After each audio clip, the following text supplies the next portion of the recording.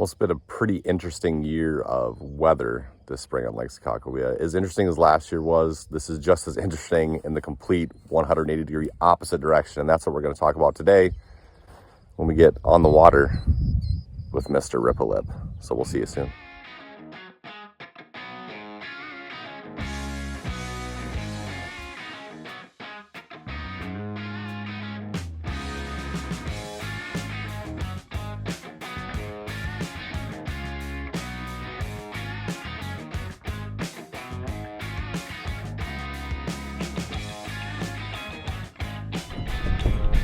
What's up, Fisher people? So yeah, like I said, two very different seasons. Last year was like the shortest spring I'd ever seen in my life. We had a late ice out, and then all of a sudden we had a ton of calm, sunny, hot days in May, and just fast forward right to the early summer bite, almost zero spring bite. This year, we actually had a decent timing on the ice off, and then we had an early spawn, an early post-spawn bite, but it never really got that fired up, and we're still struggling to get the lake warmed up to get that hot post-spawn / late spring, early summer, whatever you want to call it, kind of bite going. It's been cloudy, cold, windy days. And the reason the wind matters is because, for one, it refracts all the light off the lake so that it can't absorb the heat, but also it mixes all the water up. And when you got a deep, cold reservoir system that has a lot of deep water at the bottom, that gets stirred up to the surface temp, and the higher levels where the fish are, keeps everything cold, keeps the fish in a crabby mood, kind of like me. So, fish have been scattered, fish have not been super snappy, and 60 degrees on the nose way back here in the bay. Most of the bay that we're fishing is still like 57, 58 degrees, and it's June 9th. Last year, I'm pretty sure we were like 72 degree water, something like that. So couldn't be any more different. And again, if you watch that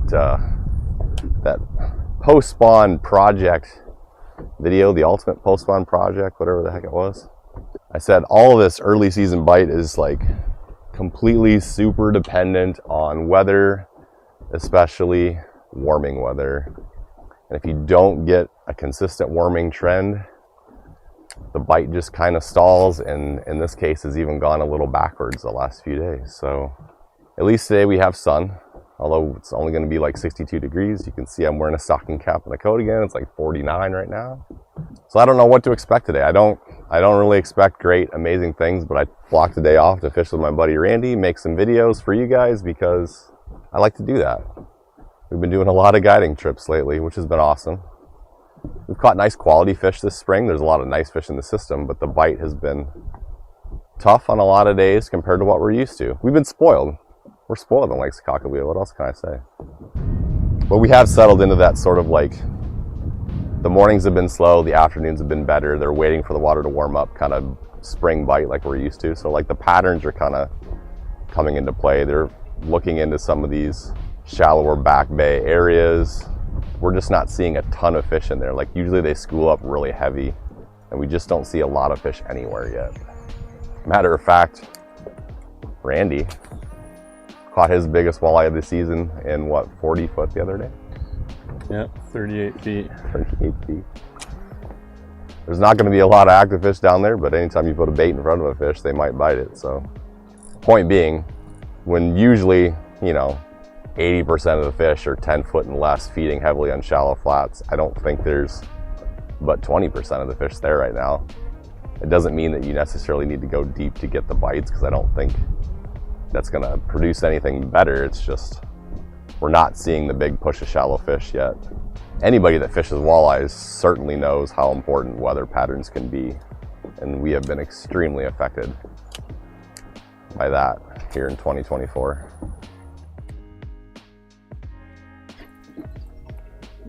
That's a walleye. Look at that guy. I'm fishing some backwater stuff I haven't been to in like 4 years. Just looking for something different. That'd be a decent guiding fish anyway. Yep.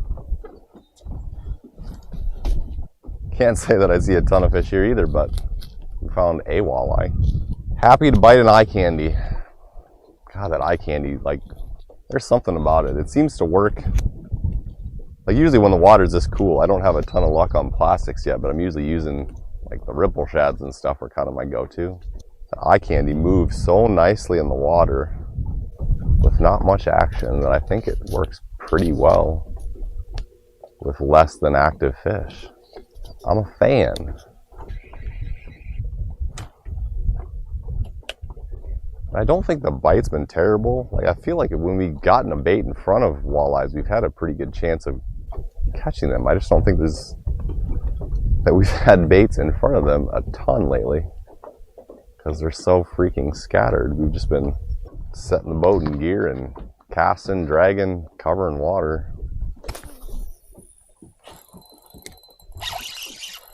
Oh, it came off. Oh, that was heavier. It was heavy. Huh. I wasn't sure if that was a tree or a fish for a little while there. It was a hefty hook set, that's for sure. That was stout. Darn it. Darn it, Woody. Seems like they'll take the plastic, though. The hook is bent out a little bit. Oh. Bite? Bite. Had a bite. Randy had a bite. Looks like a few more there.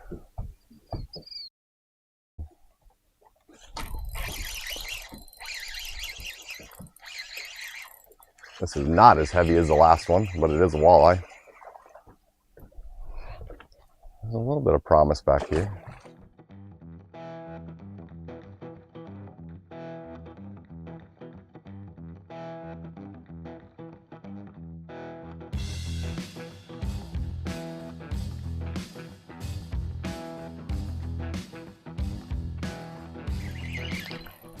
I presume it's a smallmouth, but he hasn't really come back up.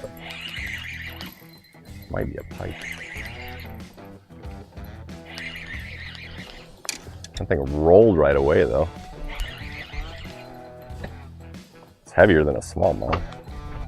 Carp? Ooh. Oh my god. That's like one of the biggest carp I've ever seen. For all you fans in Europe, yeah, here's your carp.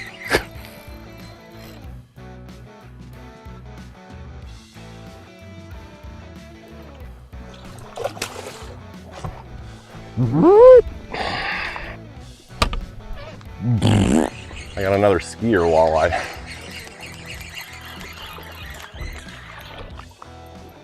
Oh, the little guys coming out to play today. Not necessarily a bunch of them, but a few. Apparently there's a pretty big year class of those fish around now. We're just finally starting to catch a little more of them the last few days.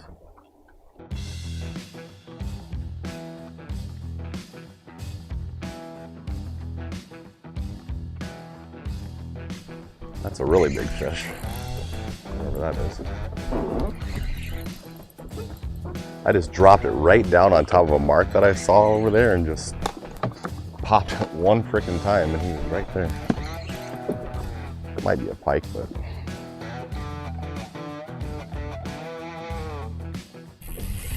Yeah. Oh. Oh. Pike now. Oh boy. Yeah, giant pike. Wow. That's a 40. That's a 40 inch. You might want to get the other net.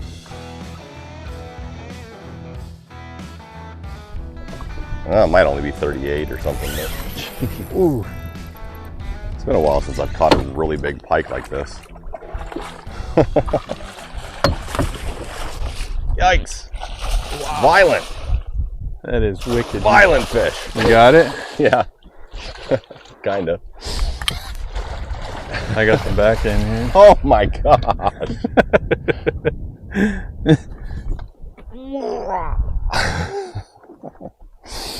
Bonus fish. This Kakawea has pike too. Now if I can find my bait. How did I land that fish? Unreal. Release. Yeah. Ready. Which way are you going? Over here? Right back here. That's a sizable fish right there. Well, it's head shaking weird. I don't know. I'm not convinced quite yet. It's not as big as I thought initially, but it's like a catfish, or it's some weird head shake I've never felt before. Drum? Smallmouth. Huh. So crazy. He's just like an animal. He's not even that big. He's digging. He is just fired up. Digging. Huh. Interesting. Thanks. You betcha. How'd he bite? He just grabbed it. Just on the run? And smashed it. Took it. Huh.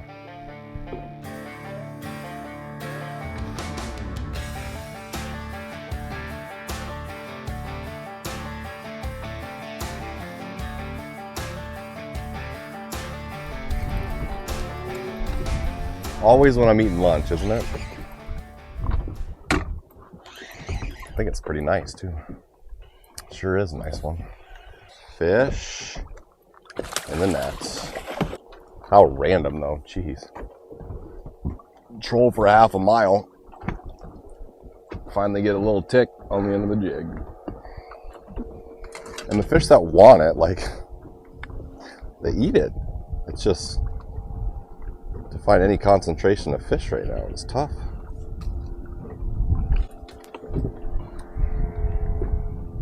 A nice 18-inch edible, if you so choose, walleye. Down he goes. You were just dragging it? I'd casted it out and just okay. bouncing it along the way. There's some fish hanging around the side of this thing.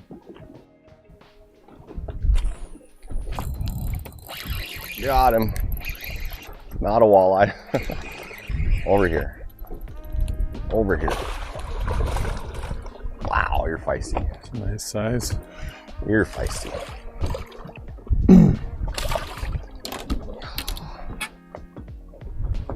And anything that bites, sort of day.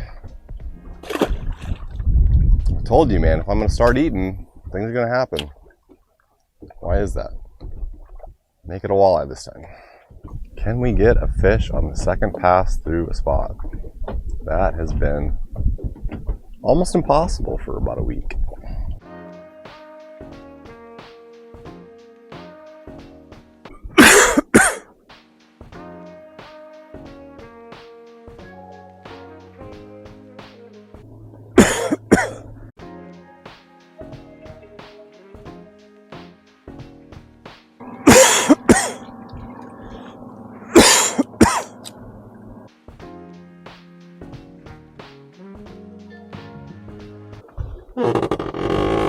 Oh, we tagged another rando.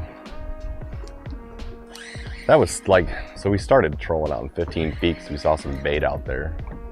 But I still casted this into at least 10, so I don't think the change in plans really did anything here. He definitely wasn't in 15 feet. But it's just been an exercise in water covering. That's about all this has been. Get that off your fin, buddy. It's a nice one. Nice fish. It's a good eater. Good eating fish. I'm guessing Randy's gonna get some release footage of this. You're gonna have to watch his video if you want to see cool release shots, because I don't have his fancy little underwater camera. That's a proprietary rip and lips thing. Seems to be. I don't know why people don't do it. Yeah, I don't know. All you gotta do is buy them. As soon as the next cast hit the bottom, I don't even know if it hit the bottom. I didn't even jig yet, and tick. Can you bring it around to the back end so we don't hook sure up my search bait there?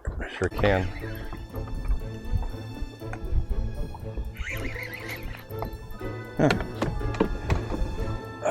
It's another nice walleye again.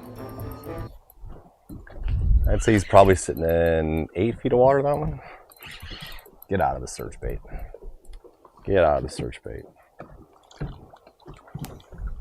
I wish they would bite other things. They're not biting a ton, but they bite the plastic when they bite. 7 walleyes now, maybe? Yeah. Something like that. This net, so snaggy on things. It is, yeah, I agree. So weird. They definitely seem like they're hanging deeper, though. I have not been trolling in 13 feet for a long time. Whatever we're casting into is not where we've been catching them. Should have left the camera on, I guess. Goodness sakes. Now they're actually biting quite frequently. That one was in 12, 13 feet for sure, because it was right behind the boat. For sure deeper. It's a nice one too. Yeah. Oops. If I just let the camera roll, that was like a 3-minute segment. But I didn't expect to get any bites that soon together. Crazy horse. Excellent. Well, the second pass, we had 2 missed bites, and we're almost done with the third. I thought we had something repeatable. All we get is a white bass. A white bass.